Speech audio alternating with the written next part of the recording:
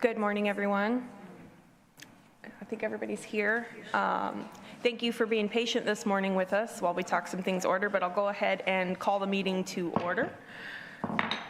Ms. Rebecca, if you will roll call. Chairwoman Kaylin Paxson. Present. Board members Roland Barrera, he will be participating online. Mr. Barrera? Okay, I understand he was having some technical difficulties, so. Sylvia Campos? Here. Eric Cantu is absent. Brent Chesney? Here. Paulette Guajardo? Present. Gil Hernandez? Here. John Mattis? Here. Mike Pesley? Here. Everett Roy is absent. Connie Scott is absent. Mark Scott? Here. Carolyn Vaughn? Here. Okay, we do have a quorum present to conduct the meeting. Thank you. At this time, we'll go to item C, which is public comment. If we have anyone in the audience who would like to speak this morning. Yes, Chairman. This is almost not tall enough for me. My name is Brian Gully. I think I know everybody here. I'm the current chairman of ISAC, which is Island Strategic Action Board, which is an advisory board for all island development, area development plan, as well as TIRZ. I've got a couple concerns about this, and one of them, it came to my attention with a couple of phone calls from people that the past chair of the ISAC that this was being considered, but we didn't know anything about it, and there had been a couple of meetings apparently, and my concern is that ISAC, which has been very active in advisory role on the island development and the TIRZ over the years, was not invited to those meetings, and we feel like we should at least know what's going on because we'll be asked at some point to give our advice on it. I've served on a subcommittee of that board. I've been on the ISAC board in different from the county and the city over the last 13 years since its inception, and served on a board we used to call the TIRZ subcommittee for many years. And from year to year we advise on that. And lately we've been working on the finances of the TIRZ board, which are quite complex because it's a moving target. And it's apparent that somewhere around 2028, we're going to be down to about $150,000 or less. And this would put us, more than out of money. Would be broke. But so I'm concerned about spending the money on that. I'm concerned about historically we have not used the TIRZ money to protect private property, and this would set a precedent that we might not be able to afford in the future. Example: when the city leased the land from the GLO and dug to Packery Channel, which I was out there at the time. There was no funds or protection for the private property that was impacted and then started to erode from the Packery Channel current. We built 22,000 foot of bulkhead privately built that. I built almost all of it myself personally to protect those houses along there. And it worked. But if we have to protect all the houses in the POA, and I'm saying this also as a member of the POA, that has property there, I don't think we can afford to do that. It's something that's their responsibility. They get dues paid to them every month by all of us property owners. So that's my two or three concerns, is the money. I would like to see it tabled and get the ISAC involved because I think not involving in this particular item is kind of setting a precedent. What are we there for if we're not even consulted on it? So thank you. Thank you. Do we have any other public comment? Sir.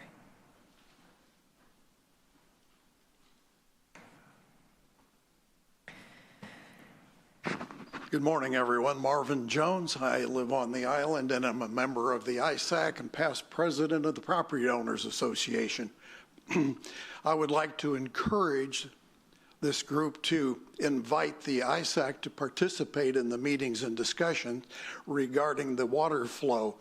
Clearly, the stakeholders have the same dog in the hunt, but we could certainly use an organization that has a little more distance and would like to be able to have an objective view of where the money is spent. So if we could get an invite at ISAC to the meetings that city manager is holding, then we could participate and have a voice in the money being spent. All right, thank you. Thank you, Marvin Jones. Any other public comment? Okay, with no more public comment, we'll move on to item D, which are the minutes. Are there any corrections to the minutes? Yes, sir. My screen is frozen. Thank you. Yes, ma'am, I would just like to make an amendment to item 6 on the minutes to clearly, to make a motion to amend the item that indicated that the board gave overwhelming direction to the staff to not move forward on this issue, so that the minutes are clearly reflect what went on at that meeting. And that was regarding the survey. So that would be, I don't know if I didn't make that in a motion, or if no one wants to. I'd like to entertain a motion with the amendment. No other amendments? What's your amendment, sir? So it's just to say, where it says board members spoke in opposition to this recommendation because the purpose of the TIRZ is to improve infrastructure on the island. You want that stated more strongly? Right, and gave clear direction to staff not to proceed on this item. I'll second that, or somebody make a motion? I don't know how you want to do it. I'm happy to make that as a motion if that's what I need to do on I don't know that. if we need that for, Well, as long as, are you in favor of that motion? Okay, so it's not necessary. We can approve the minutes as amended. Okay, perfect. All in favor, say aye. Aye. Any opposed? Okay, thank you. We will move to item E, which is the financial report. If Mr. Villasana will come forward. Oh. Good morning, Heather Hilbert, Assistant City Manager. Mr. Villasana is actually out of the office today, so I am standing in his place.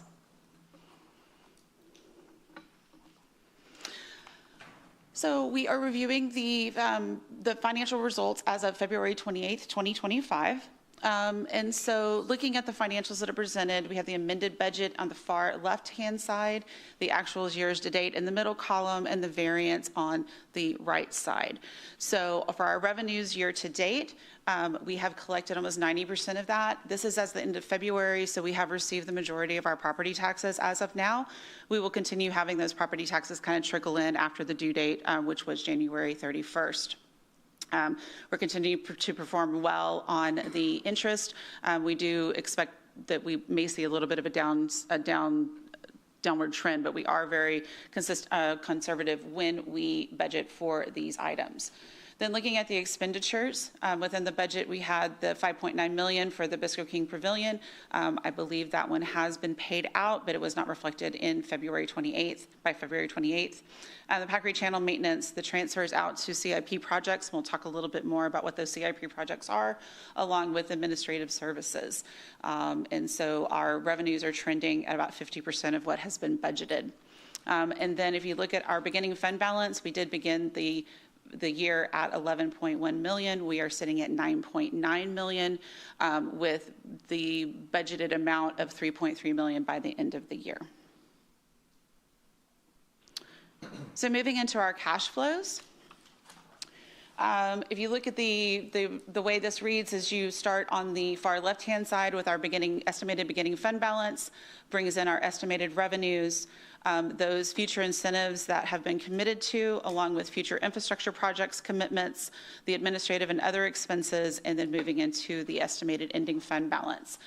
This starts with fiscal year 26, so we do estimate that we will go into the fiscal year with a $3.3 million fund balance, estimated revenues with a conservative estimate increase of $7.2 million. We have future commitment for incentives of $3.4 million.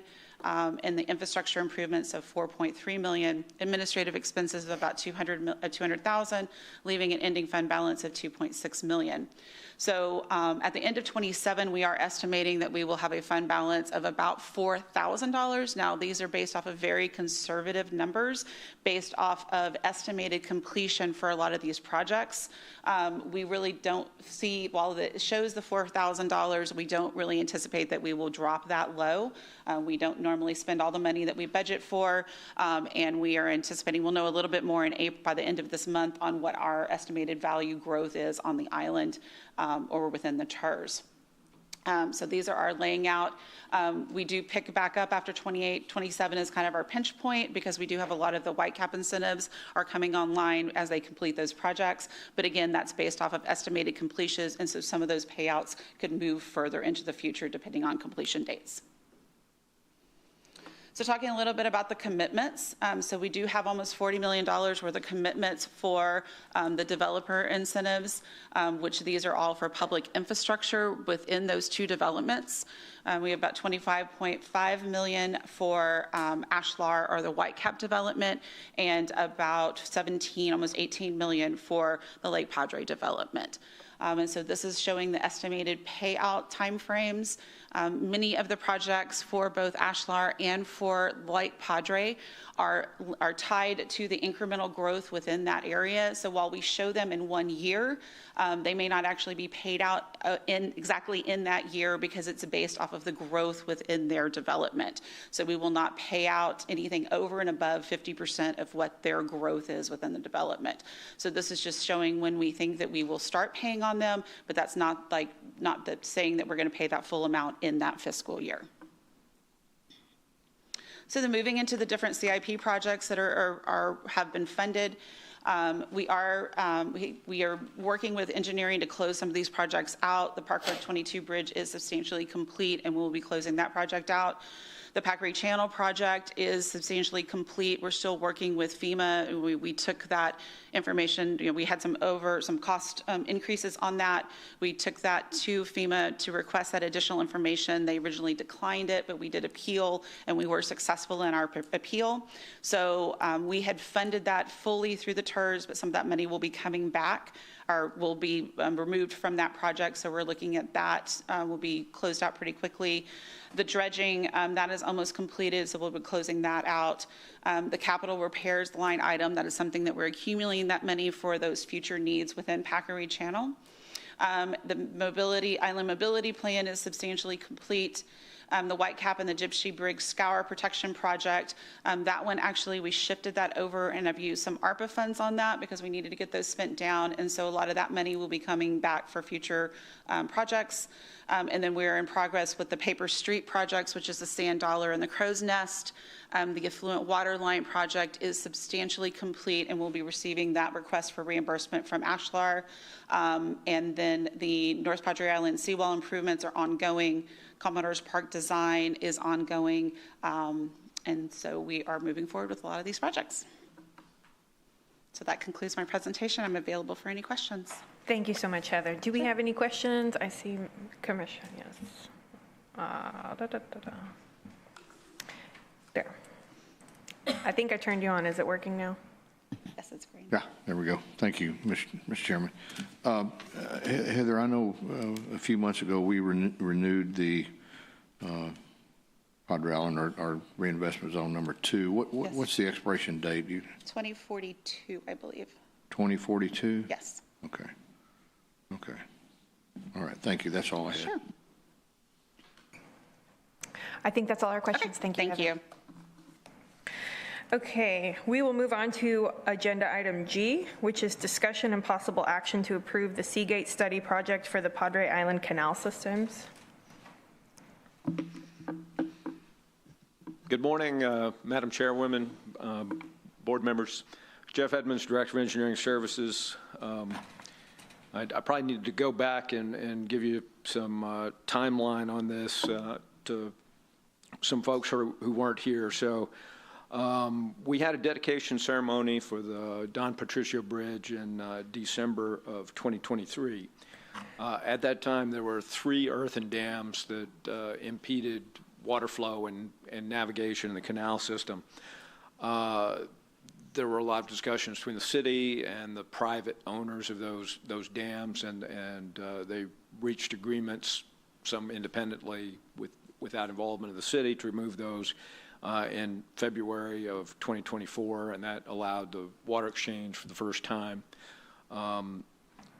which was all very good at the time. There was a lot of environmental benefits, and quality of the water improved. However, in June of 2024, with Tropical Storm Alberto, there was a storm surge, which resulted in high-velocity flows in there, and there was some private property damage that occurred in the canal systems and PIPOA. So this meeting that Dr. Gully was referring to, this is a meeting that was held on March 17th at the request of PIPOA, and we involved representatives from PIPOA, from the Lake Padre developers, and also from the Whitecap development. And one of the action items that the city agreed to was to request a proposal from HDR, because we felt they had a great deal of subject matter expertise on this, to conduct a preliminary engineering study for installation of a new Seagate. So we've requested that proposal under an MSA that we have capacity on, so we wouldn't need to bring a contract back. I do not have it. This action was just to create that project in the TIRZ project plan so that we could move forward with that study after we negotiate a contract on that. Now, a little bit of background on the Seagate.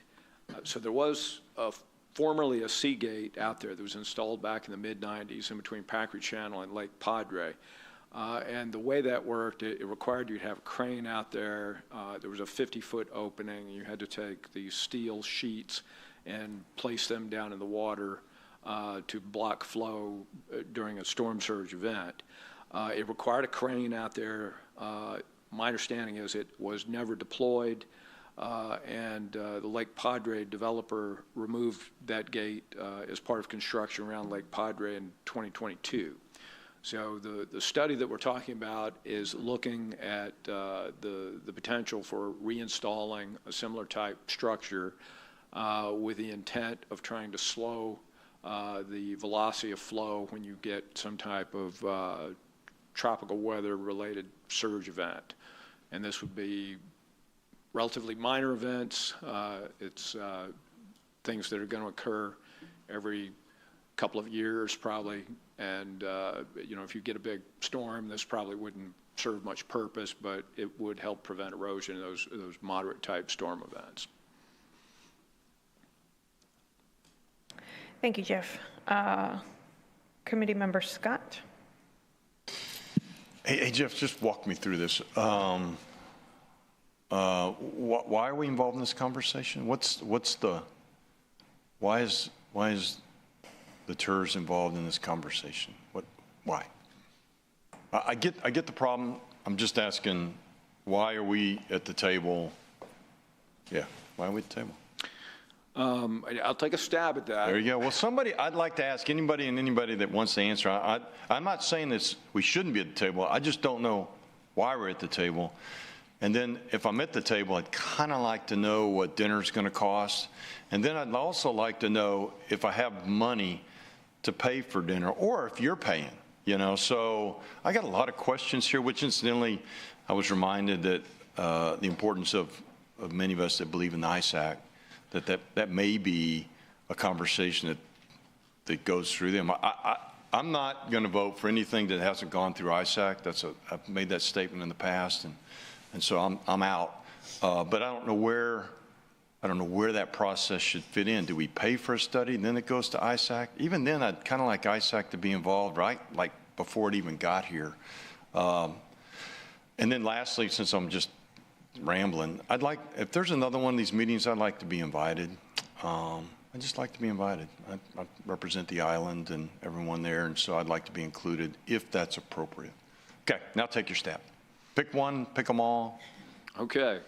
I might have to rewind the tape a little bit, but Absolutely. So Why is it a TIRZ project, okay? Now, I'm just freeballing this.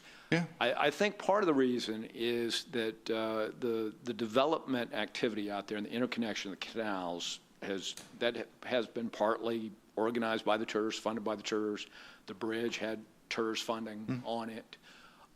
And there's concern about this potential for erosion with kind of all three entities that are potentially affected by that. So you've got the Lake Padre folks, you've got the Whitecap folks, and of course you've got the PIPOA. So, you want to add anything to that? Okay, that makes sense. Just to tighten that up a little bit, so it protects, it invests in protecting investments funded by the TIRZ, city investments, the bridge, the Park Road 22 bridge was funded in part with the TIRZ, $20 million for the Whitecap development, 18 for Lake Padre. So all those TIRZ funded asset improvements that are open to the public infrastructure. And so all of those. I guess I could argue back that the Whitecap folks, we gave them $10 and now we got to spend $2 to protect their $10. I'm like, I don't. Yeah, that could be a conversation that we can have here. And then just to put on the record that we felt that it protects already funded assets in the TIRZ. What's a Seagate cost? We don't know yet. Oh, come on. There's Jeff, bunch of want to Seagates. ballpark something out there. But, out there. Yeah. How much does we don't know where it would be placed, so it's going to depend on the placement of it. But go ahead, Jeff. I'd say there's probably some pretty wide error bars at this point. We haven't really done the preliminary engineering, and that was the study's intended to answer that question. But if I had to wing it, $5 to $10 million. Million. That's what, and I hear what you're saying. If you put it under the bridge, it's a 10-foot gate, and if you put it out by Packery Channel, it's a 50-foot gate, and I guess that's. Yeah. Man, that's just. Hey, what? I'm sorry. I got you while I have you. The two box culverts that everybody's talking about is a problem. Where are those? That's down at Encantada. And at first, they wanted some kind of a bridge there that would allow navigation, but with the constraints with the existing development there, you can't really accommodate a bridge that would give you any freeboard. But there's two pipe culverts in there that plug up fairly regularly. And if you had those box culverts, you'd get better flow, which would enhance the water quality, but it would also provide another avenue of relief for some of the areas where we've got concern of erosion. So the water coming under the bridge would split in three directions rather than what's currently happening, where it's all going in that Cruiser and Gypsy Canal. Okay, here's my last request. Could you just slowly explain that to me a little bit later?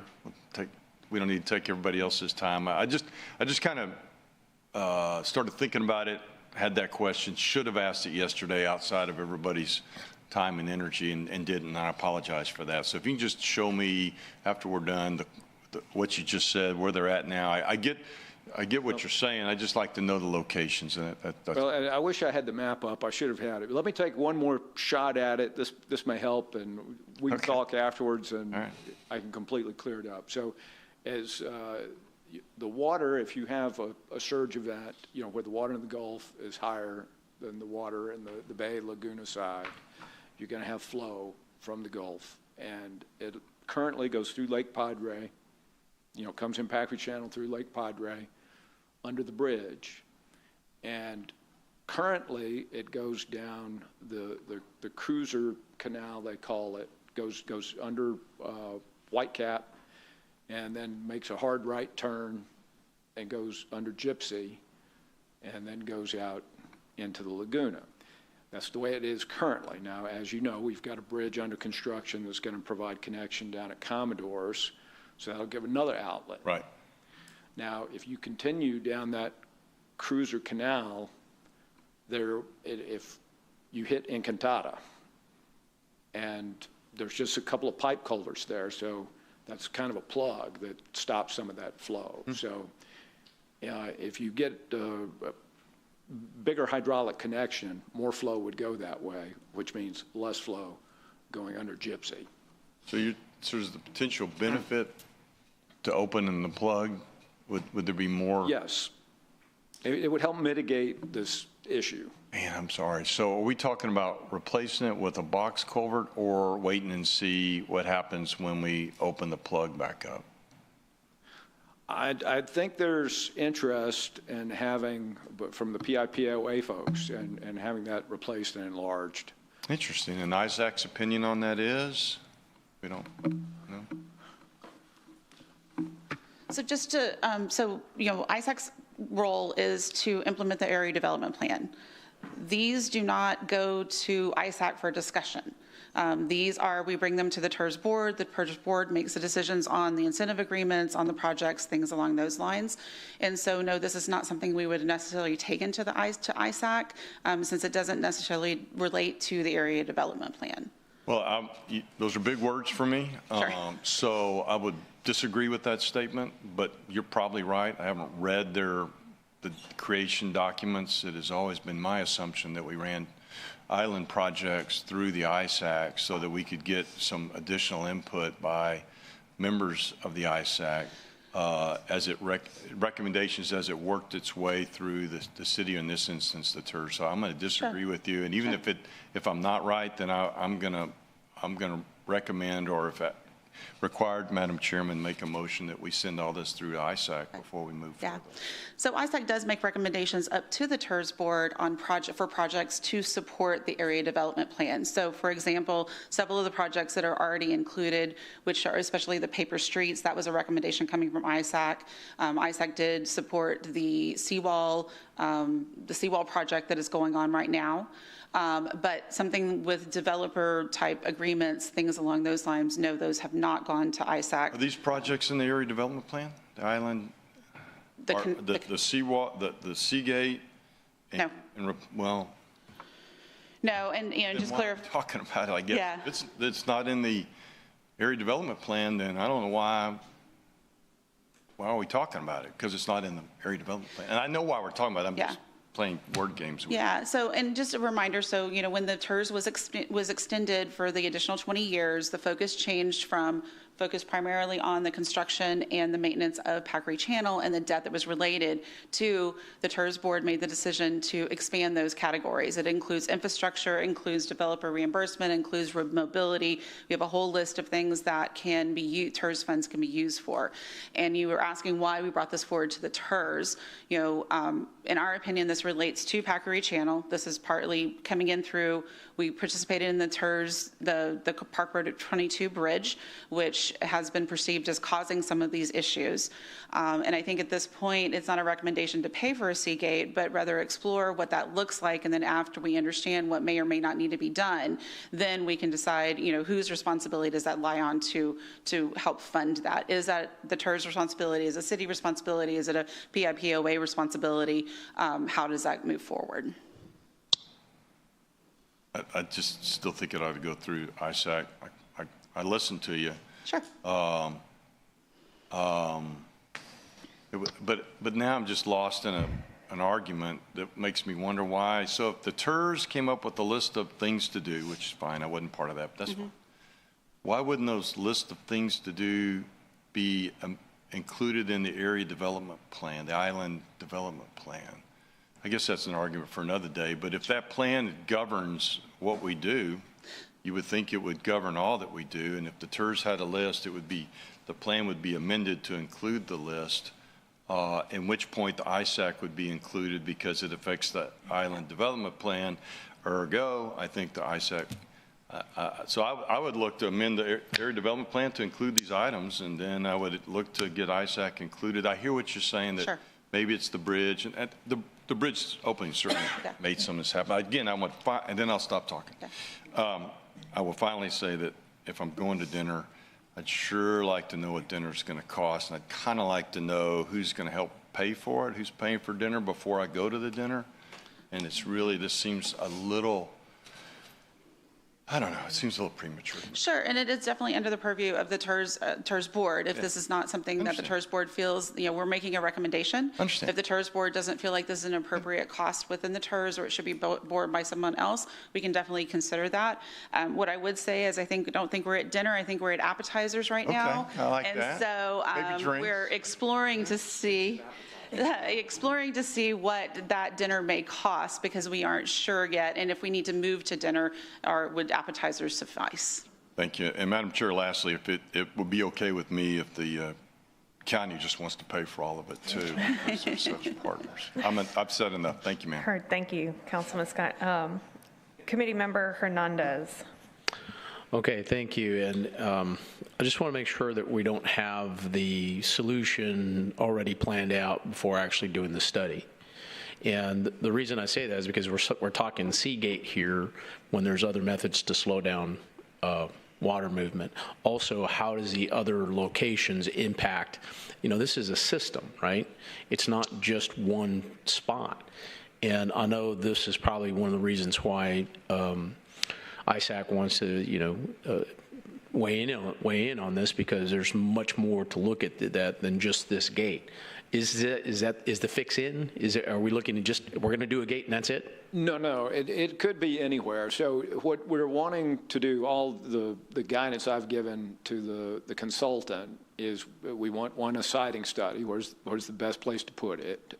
What will it achieve in terms of the objectives about potentially reducing damage from erosion, and what does it look like? And we're wanting something that doesn't suffer from the problems with a former Seagate that you need to get a piece of heavy equipment out there to deploy it. We would want something that was either just permanently fixed and doesn't impede navigation, or something that could be easily deployable and retractable.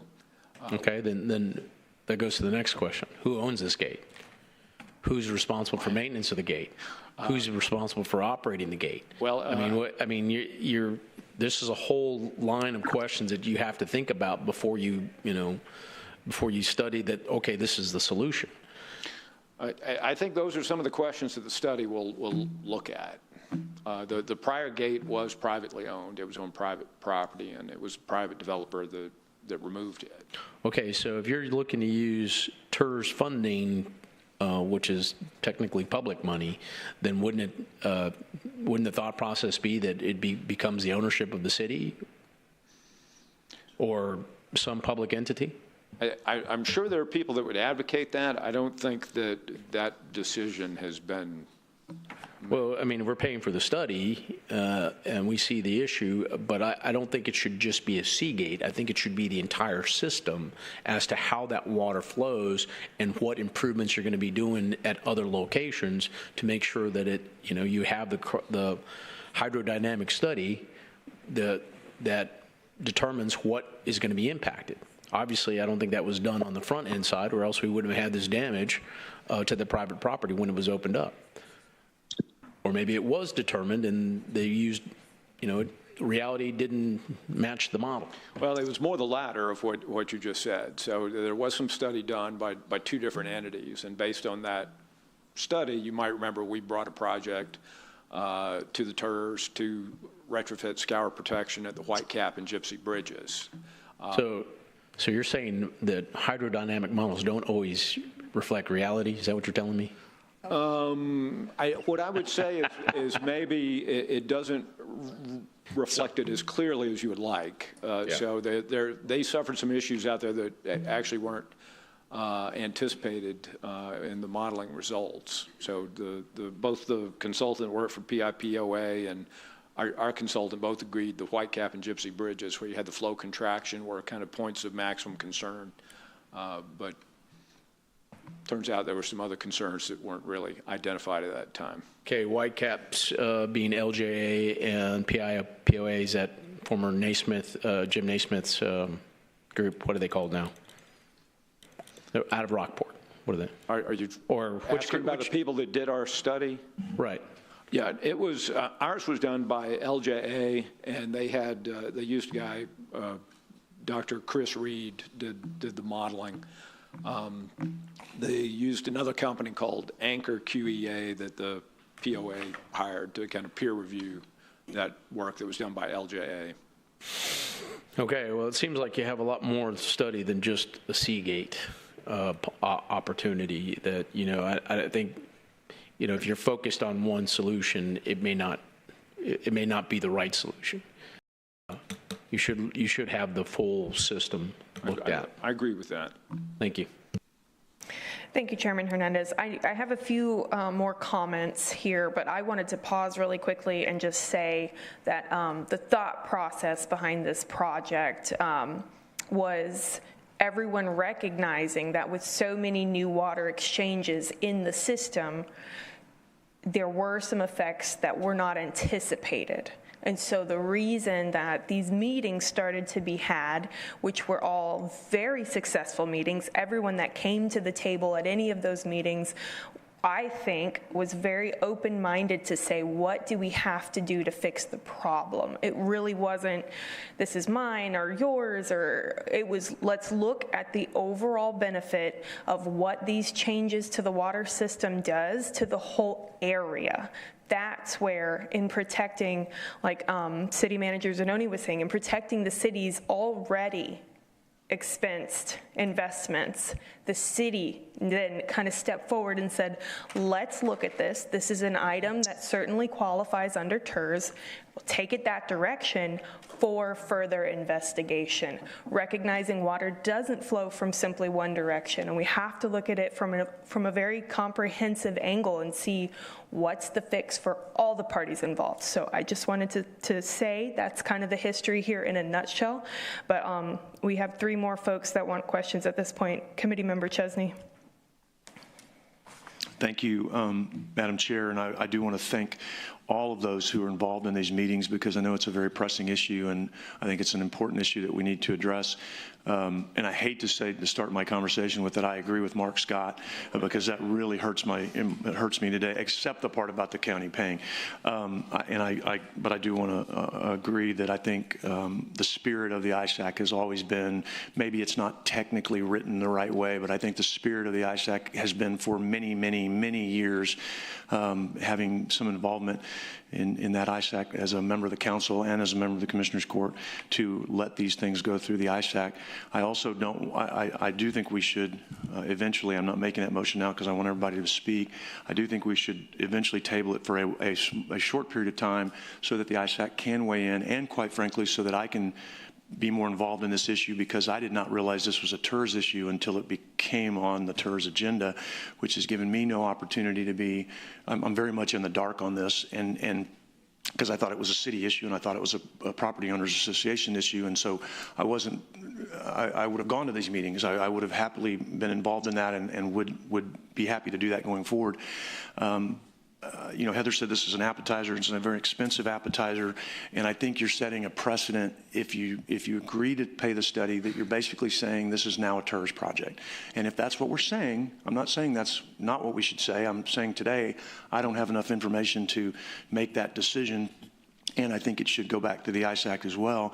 But if I think it would be kind of silly to say that we're going to do the study and then we're not going to be involved in the project, because why would you do the study if it's not a TIRZ project? So I think before we make that commitment, I think we have to know we're making a, what did you say, $5 to $10 million commitment? Or, you know, that's a big deal. I think we've got to go back then and revise all the financial projections and do all those things, because I don't think it would be wise to just say we're going to do the study and then not believe that we're going to be involved in this project in the long haul. And maybe we should be, but today I'm not comfortable with saying that we should be, and eventually I would support Mr. Scott's idea also to table this for a brief period of time so that people can kind of get up to speed and understand it. And I do appreciate Council Member, Board Member Hernandez's comments, because I agree, it sounds like we've already made our decision that we're going to do a Seagate, and if we are, then let's just say that's what we're going to do and not do the study. Why spend the $250,000 on the study if we've made a decision on the Seagate? If we haven't made that decision and we're going to expand the study to look at all options, then that's okay too, but let's just be clear.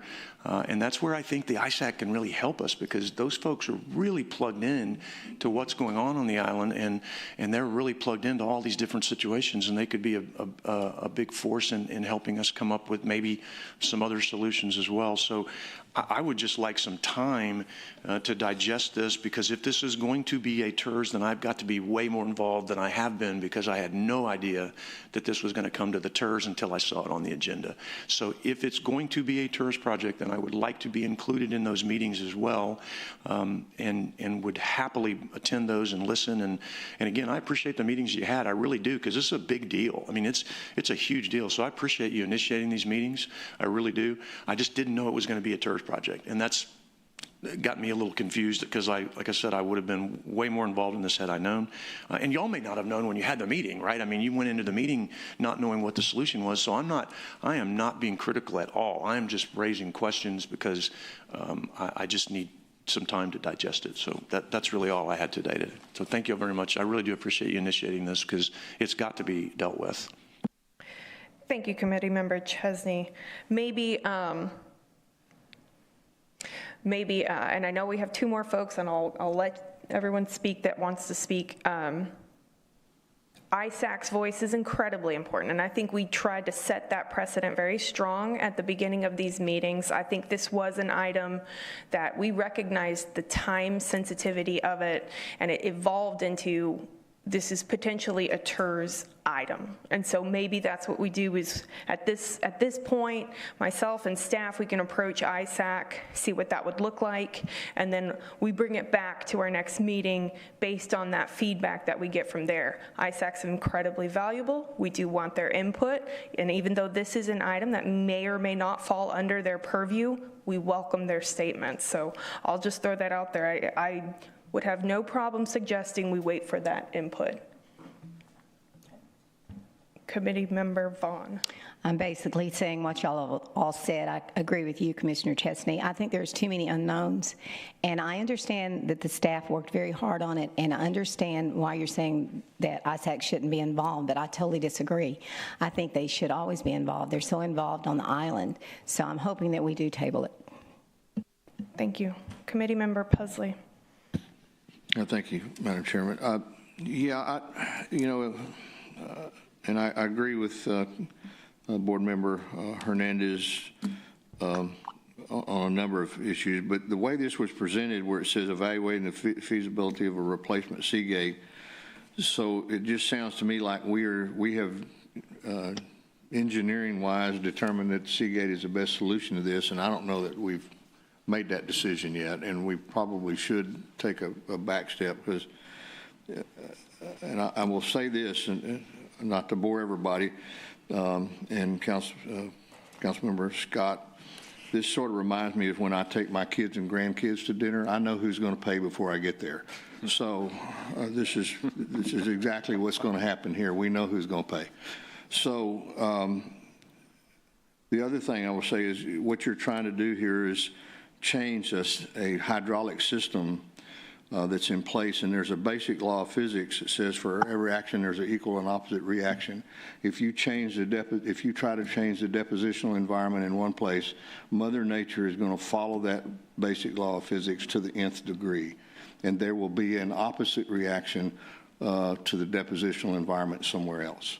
So you can't unload sediment in one place and expect Mother Nature not to take advantage of placing that somewhere else.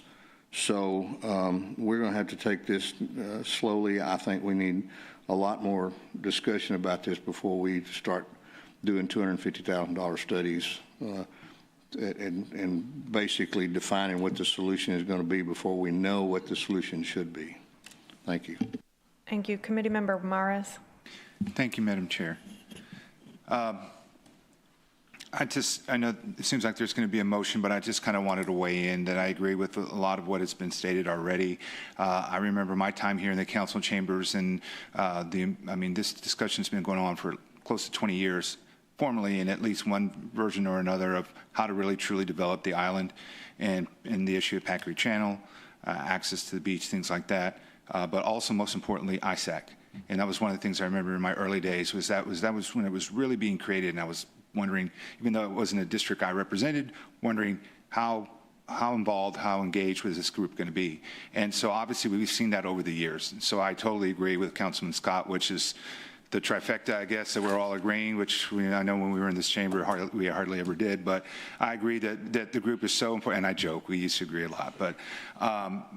But I think it is important that we recognize that any community group, as invested as this is, and hopefully we could see more buy-in in other parts of the community, that when they are this invested, that they should have, be able to give the opportunity to be a part of this, right? Maybe not the ultimate vote, but at least part of the process before it comes back to us. So that's all I would share. I mean, I do appreciate the time staff's put into this. I think overall it is a good project.